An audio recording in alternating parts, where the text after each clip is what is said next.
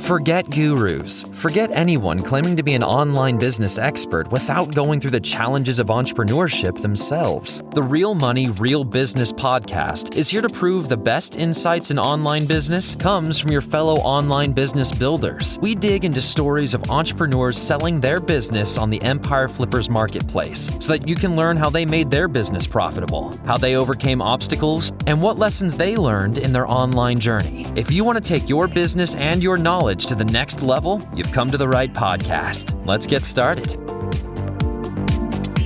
Hey everyone, Michelle here with another great business to discuss on this episode of the Real Money, Real Business podcast. Today's guest is Jason, and he's selling his Amazon KDP and ebook business on the Empire Flippers marketplace. Welcome to the show, Jason. How are you today? I'm great, thanks. Thanks for having me. Well, I'm glad to have you here today, and I'm looking forward to learning more about your business. But before we dive in, let's go over a brief summary of it. It's an Amazon KDP and ebook business in the education niche created in June 2020. The average monthly revenue for the business is $11,466, and it makes an average of $9,134 per month in net profit. For everyone listening, you can visit empireflippers.com/marketplace and search for listing 55750 to learn more about the business. Or you can unlock this listing to start your due diligence if you're interested in purchasing this asset. So now that I've given a general overview of the business, let's see what's included. We have a domain with all site and content files, Amazon KDP account with 14 books, an Ingram Spark account, a Barnes & Noble Press account, book files and creation templates, SOPs and publisher training, and social media accounts for Facebook, Instagram, Pinterest, and Twitter. So Jason, now let's hear from you. Can you fill us in about your background in running and building online businesses? Sure, yeah. This is actually my first real online business, certainly one that's involved in creating and selling products aimed at end users. My previous experience online has been more in the creative space, perhaps working with web design, graphic design, marketing projects. But I'd always been keen to start something of my own. And during the pandemic, I had a little bit of time to get my teeth into something new. Okay, and so how did you come up with the idea to start this one? I'd been looking around at different types of online businesses. So I was working from home at the time, and then I had a little bit of a break at the start of the pandemic. And the types of businesses I was looking at were ones where I could invest my only real assets then, which were my time and my existing skill set. I'd come across publishing while I was looking at the print-on-demand business models, and the potential when I was exploring publishing was immediately obvious. Certainly when it came to the speed and scale that's possible in building them, just ticked a lot of boxes. All right, so you've mentioned publishing and print on demand. So can you tell us how this business primarily makes money? Sure. Revenue for this business comes in the form of royalty payments. These are paid to the business through various platforms where these books that are created are uploaded. The royalties are a proportion of the sales price that you are in control of setting. You upload digital files and effectively license a book to the distributors like Amazon, who then sell and print them on your behalf. Currently, I only have paperback versions of these books, but the same platforms also allow you to earn through ebook or audiobook royalties, adding more revenue streams to the business for the same assets and books. All right, so why did you choose this business model? Primarily, it was something that I found was free to get into. There's a really low barrier for entry overall. You can create accounts with all of these platforms at no cost. And to begin with, certainly it's possible to start without a lot of money or capital. It's harder to find success if you don't have any money to begin with, but this was something that I'd started in June, and perhaps over the course of the first 3, 4, 5 months, got the ball rolling, found some momentum, and then that's when I started to publish the more successful books. And your books are in the education niche, correct? Yes, that's absolutely right. All right. And why did you choose that niche? The niche focused on here was not actually the first one that I looked at when I started out. In the initial stages, there was a little trial and error involved. I was completely new to publishing at the time, and indeed print on demand and Amazon KDP space. I tested the waters and was looking for a topic that would work. And after trying a couple of other things, particularly low content and no content, this niche was just the one where I found the most success early on. I don't have any particular previous experience working in this area, and I'm certainly no expert on the topic, but when deciding where to start, I just began looking at areas that I was perhaps slightly more familiar with as a consumer. After narrowing the scope of the business to this niche, I started to build outwards and establish a bit of a brand. So the income from each new product I publish in this niche now compounds on the previous month's royalties. The niche where my best-selling products ranked is a kind of an evergreen niche, which means that there's year-round demand and consistent search volume and sales volume. So a lot of other KDP businesses tend to be kind of low or maybe fairly consistent throughout the year and then kind of start scaling up probably from around now, September, Q4. But this one's been pretty consistent throughout the year and perhaps will still benefit from that holiday season. The books in this niche also command relatively higher retail prices than some of these other areas. So the royalty payments from them are each higher on every sale. So it's quite a cool niche, in my opinion, and one that I'll be a little loath to get out of in selling the business, but it's a great niche. I find that the audience in this area are willing to spend money on this interest. And so there's a high potential for repeat custom. All right. Well, speaking of your exit, why have you decided to sell the business now? I've always been much more excited by starting and proving ideas than I am with finishing them. And in this case, that would be running this business and developing it further. I started as a sort of side hustle and a way to perhaps tidy up my personal finances. I looked at starting it to save towards buying a house and a home renovation. And despite this strong growth that people will see on the Empire Flippers website, and also a clear roadmap for many future products, it kind of feels like the right time.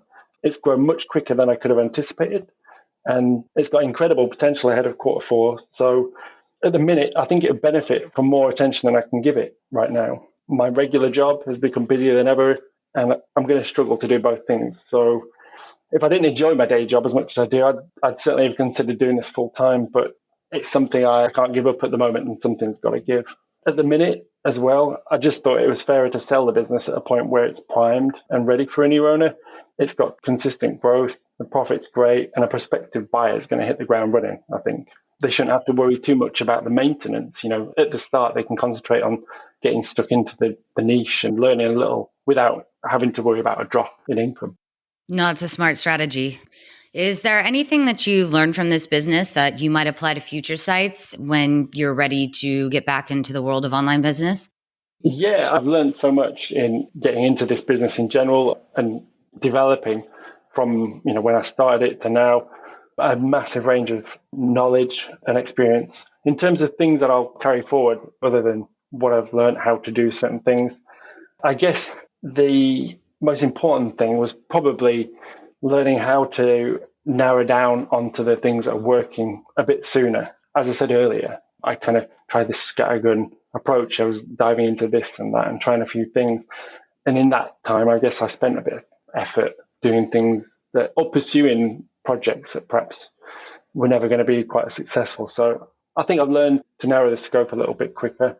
And certainly just as far as this publishing goes on Amazon, I think one of the biggest things was understanding the relationship between the advertising through AMS and how essential that is to the success of a book and how that should be accounted for when deciding what products to make, how to price them. So that was something I learned as well. So at the start, I was perhaps producing books with a low retail price point, but with a high advertising cost. Sounds kind of obvious, but yeah, focusing on quality products that you can afford to put a high price tag on, really. So when you were starting the business, while you were starting to build research, whether it was during the process of uploading or even marketing, was there anything that you did that didn't work? Yeah, I briefly mentioned before the low and no content publishing. As I said, the barrier for entry for the publishing is pretty low. And what makes it attractive in that respect makes it attractive to lots of other people. So you find this lower end in the low and no content space that there are just vast quantities of products. I think that was probably not an entire waste of time. I learned a lot in the process, but I basically learned not to do stuff that lots of people were doing. It sounds kind of obvious. I now just concentrate on high quality products that satisfy a genuine need, and find a genuine demand rather than making stuff for the sake of it. And is there anything you wish you would have known before you started that you feel might have helped you maybe launch a little faster? Good question. I think perhaps the keyword research. So a lot of this publishing business is based around finding this demand, and that sort of done through researching keywords on Amazon with a couple of other tools. I think to begin with, you can get kind of hung up on finding really perfect ones, with lots of demand, low competition, that kind of thing. You just need to find really solid ones and to get things done once you've got a relatively good idea that it's a decent keyword to try. There aren't any perfect keywords, I don't think. And where does the majority of your traffic come from? The lion's share of the royalty payments come from Amazon KDP paperback sales across a number of their global marketplaces. I guess to diversify these revenue stream and try not to rely on Amazon too much, I also take advantage of some other platforms that do offer print on demand for publishers. They work in very much the same way, but they also provide some extra channels for commercial customers, outfits like bookstores or libraries and so on, to purchase potentially in quantity. These other retail-facing platforms like Barnes & Noble also provide a platform or a shopfront for customers who perhaps don't want to shop on Amazon, because not everybody does, but it is the biggest marketplace. The potential for the new owner as well to increase the number of revenue streams. So at the minute, I mainly sell paperbacks. I don't have any audio and I don't really have any ebook either. So further down the line, this is something that the new owner could do. And again, perhaps diversify where the revenue is coming from. Happy to discuss with the new owner as well. So, all right, that's great. And so what do you currently do in terms of marketing for your products? At the moment, right now, promotion is purely done through Amazon marketing services. This is the pay-per-click type advertising where your products are placed among organic search results as a sponsored product, the Amazon marketplace. It's fairly important in launching the book to give it that initial boost, to get your book sold and ranking, but long term as well, it's important to keep these campaigns going. I run a number of campaigns across a number of the different marketplaces. It's not just Amazon.com. There are sales made in the UK, across Europe, even in Asia. All of these at the moment run quite profitably, and they can be scaled up if the new owner wants to as well. Quite often the returns on your ad spend are fairly proportional up to a point. I've not reached that point yet, so there's still plenty of potential there as well. Also, making sales via sponsored listings is also a way to improve your bestseller ranks, and in turn, training algorithms to rank your book more organically. So AMS advertising is the main one. The nature of this niche, though, as well, is that a lot of the optimization work that I've done can be applied to future products as well. It's going to mean new ad campaigns for new products later on are going to run pretty efficiently to start with, and all that advice and data will be, at the disposal of any new owner. And if not at all familiar with this platform, with it being the only means of marketing at the moment, I can help with that as well initially. Of course, there's other forms of paid promotion that they could do, and they could well contribute to even more growth, but mainly due to time constraints, I've not been able to get into them really. So whether it's social media or Google AdWords, I'm sure they all can play a part in this marketing mix. All right. So, well, then aside from running the campaigns, can you describe the amount and type of work that you do on this business for maintenance? Sure. At the moment, it's been running passively for the last 3, 4, 5 months. During that time, all I've really had to do is spend an hour a week or something, as much as I want to, checking in on advertising campaigns, maybe tweaking budgets or turning things off if they look expensive. But honestly, I've done very little for the past few months because I've been busy with my job. During any sort of new product development time, I think you could spend a bit more time on it. The business has been running pretty passively for the last 4 to 5 months, so there's not really any maintenance day to day. Advertising will tick over pretty profitably, and sales will continue to roll in. If the new owner was content with this income and the existing product range, in theory, this should keep going. But with the exception that over time, book prices, advertising costs will go up, and so a little bit more maintenance will be needed if the owner didn't want to produce more products. But while developing new products, the extent to which this time commitment grows just depends on whether the new owner wants to create books themselves or perhaps outsource it. Sky's the limit, really. If you wanted to spend a few hours a week making or writing books, obviously that's going to take a little while to do. But if you wanted to outsource a lot of things, then you could really boil it down to a few hours a week, doing a bit of admin. And if you're outsourcing the creation of books to upload, it's pretty straightforward, posting jobs on freelancer websites or crowdsourcing websites, hiring somebody. The new owner might already know people like this. It depends on their experience, really. But the practical steps in publishing books are pretty short as well. And I'll be including a lot of guides, templates, that kind of thing to help as well to reduce that. Yeah, if the new owner has any question, I'm offering like a fairly good level of support it to be a success for them as well. Well, I know you earlier had mentioned too providing support as far as, for marketing and in the campaigns, just to guide a new owner. What other skills or requirements do you think there are for somebody who's not familiar with the niche or the business model?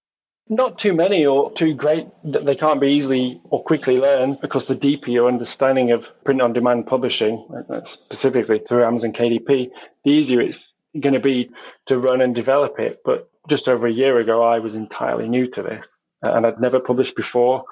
But most of what I've learned was done so within the first month or so. So prior experience isn't necessary, perhaps a willingness to learn a little bit. That's going to take you a long way. As part of the sale, I'm going to be handing over my personal access to a premium publishing course, the one that I chose to learn about the process.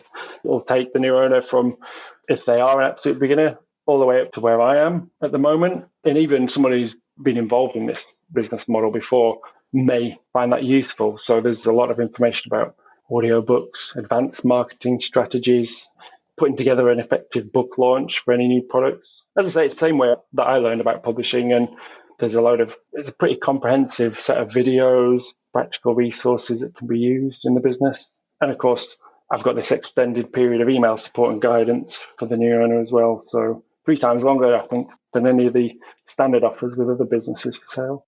Well, I know because you've touched upon this a few times during our talk. How much support are you offering buyers?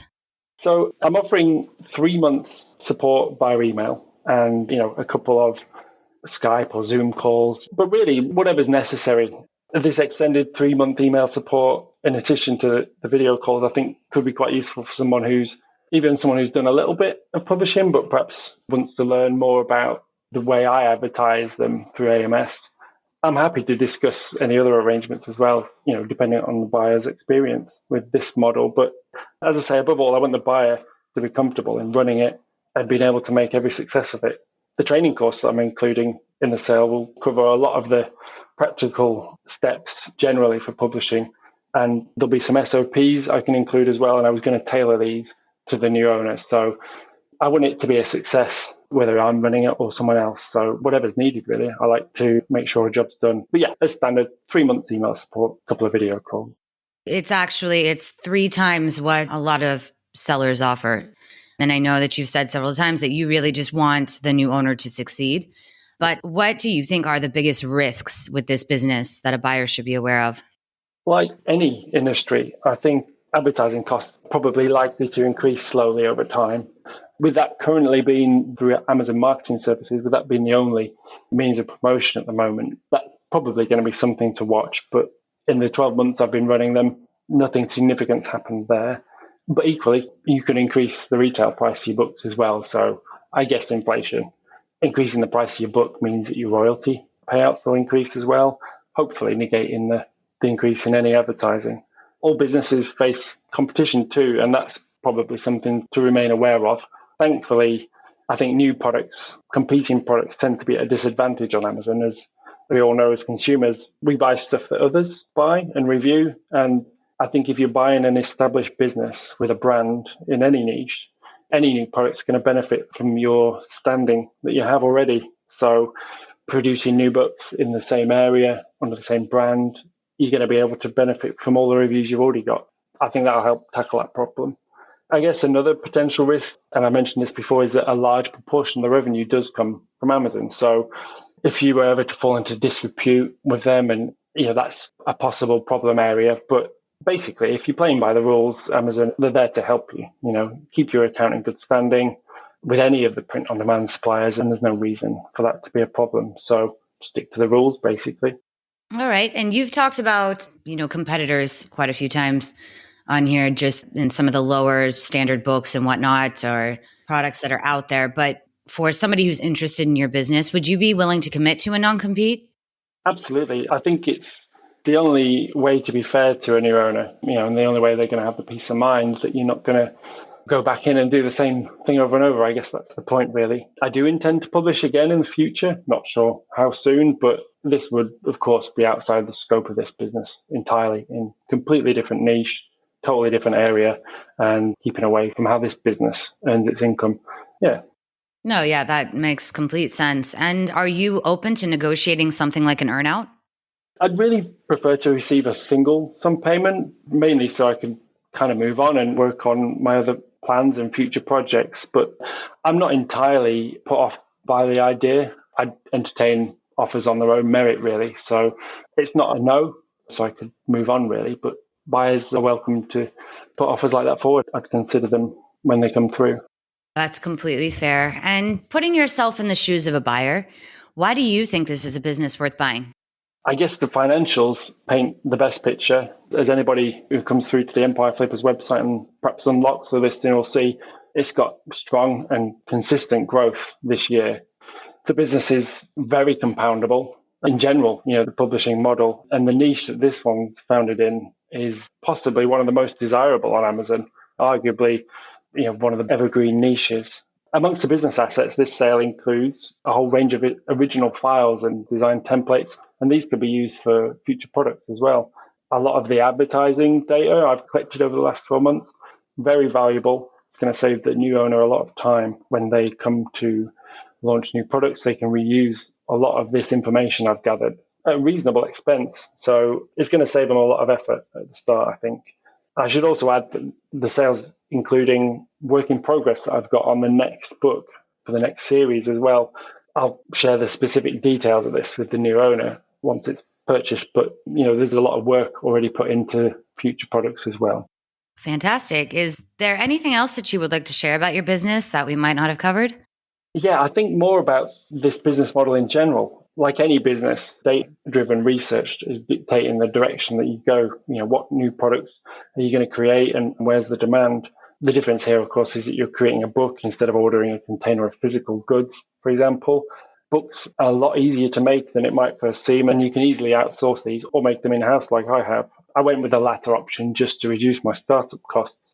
Books are printed as they are bought at point of sale, and distributors like Amazon, where your product's loaded and stored, ready for print, they handle everything else. They make it very easy. Once you've made your book and uploaded it, perhaps set your advertising, they handle all the sales. They're responsible for any sales tax. They do the shipping and customer care. So not that you wouldn't care about your customers and obviously try and remarket them, but you're not actually selling any goods, which I think is one of the main reasons I like this. I always fancied a retail business of some sort, but I wasn't keen on the idea of purchasing and storing goods, warehousing, that kind of thing. So it's real hands-off business once you've made your book files. Just before we wrap up, I had one last question for you, which is, you've sort of gone over a little bit about some of the growth opportunities that you see as far as, targeting ads and, expanding the product line. What are some other major opportunities for growth? Yeah, I mean, the aspect of the business that you mentioned there that would have the biggest impact on the bottom line, it would simply be creating more books. Every book you add compounds on the royalty payments every month. So new products are a real obvious area. And this niche, I'll repeat, there's a lot of rope there, whether it's expanding on the existing series or additional sub-niches. There is really a roadmap for the new owner if they don't have their own ideas already. But whether it's new products or perhaps improving on the marketing side of things, either option probably would work. One of the biggest things at the moment is that this business only has paperbacks on the bookshelf, so to speak. So additional formats like ebook, audio present a great opportunity there for growth. The Amazon audiobook marketplace, Audible, has much fewer competing products, a great royalty structure, and at the moment there's no real paid promotion function on there, so it could be a really passive additional income stream to add. They're a lot easier to create than you might think as well, and Amazon have their own entirely separate platform for hiring and creating projects in audio. Obviously, not every type of book suits the audio format, but books that are highly visual, for example. But the main niche for this business would probably be pretty perfectly suited to audio. I just haven't got around to it. I also think that building an email list of some sort would be pretty useful for remarketing. It's a niche where people will keep coming back. And if you were able to build this email list, and I've got a few ideas for how the new owner could do that, then whether you are promoting your future products or whether you're encouraging them to your website, which is something I've got in this business, but not really made a whole big deal about. There's a lot of potential in this niche there as well for developing custom outside of Amazon. Brilliant. Well, thank you very much for your time today, Jason. It's been a pleasure to learn more about you and your business. Thank you. All right, everyone. Thanks for listening. To learn more and see if this listing has already been sold, head over to empireflippers.com/marketplace and search for listing 55750. If you're watching this on YouTube, click the link in the description to go straight to the listing.